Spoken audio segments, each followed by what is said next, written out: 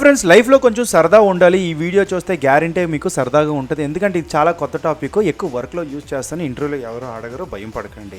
ఇక్కడ చూడండి, మనం కన్సోల్.లాగ్ గురించి మనం ఈరోజు నేర్చుకుంటున్నాము. ఇక్కడ ఈ ఫ్రూట్స్ ఉన్నాయి కదా, ఇట్లా మనం ప్రింట్ చేయాలంటే డెఫినెట్గా మనం కన్సోల్.లాగ్ యూజ్ చేస్తాం. కన్సోల్.లాగ్ ఎందుకు యూజ్ చేస్తాం? ఎర్రర్స్ చూసుకోవడానికి, లేకపోతే ఏదైనా ఇన్ఫర్మేషన్ చూసుకోవడానికి. ఓకే, వీటినే మనం ఇంకా విచిత్రంగా కూడా చూసుకోవచ్చు. అదే మనం కన్సోల్.లాగ్ పెట్టి కూడా మనం చూడొచ్చు అనమాట. అదే కన్సోల్.టేబుల్ అనమాట. దాంట్లో ఆ వాల్యూ ఇచ్చేస్తే మనకి టేబుల్ ఫార్మాట్లో అరే ఆఫ్ ఆబ్జెక్ట్స్ చూపెడుతుంది.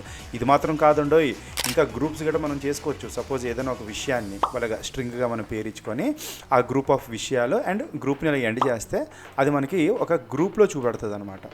ఇది చూడండి, గ్రూప్లో చూపెట్టింది. అలాగే మనకి టైం ఉంటుంది అనమాట. ఏదైనా ఒక ప్రోగ్రాము ఎంత సమయంలో ఎగ్జిక్యూట్ అయ్యిందో తెలియడానికి తెలుసుకోవచ్చు. ఇక్కడ మీరు చూస్తే టైమర్ అని పెట్టాను చూడండి. దీన్ని నేను పిక్ చేసుకుంటే నాకు చూడండి, ఇక్కడ ఇది 0.3 సెకండ్స్ అయ్యిందనమాట.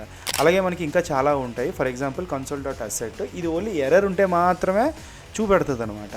ఓకే, కన్సోల్.లాగ్. అలాగే మనకి చాలా అంటే చాలా ఉన్నాయి చూడండి, ఎర్రర్ ఉంటే మాత్రమే చూపెట్టింది. ఇవన్నీ కాకుండా మన కన్సోల్.dir, కౌంటు, ట్రేసు, క్లియర్ అని చెప్పి ఇవి కూడా ఉన్నాయి. ఇవి మీరు ఎక్స్పెరిమెంట్ చేయండి. నా క్వశ్చన్ ఏంటంటే, ఇక్కడ ఒక ఛాలెంజ్, వార్నింగ్ అండ్ ఎర్రర్ ఈ రెండింటిని కన్సోల్ ఎలా ప్రింట్ చేస్తాం కమెంట్స్లో పెట్టండి. ఈ విషయం కొత్తగా ఉంటే కమెంట్ చేసి థ్యాంక్స్ అని పెట్టండి. Thank you.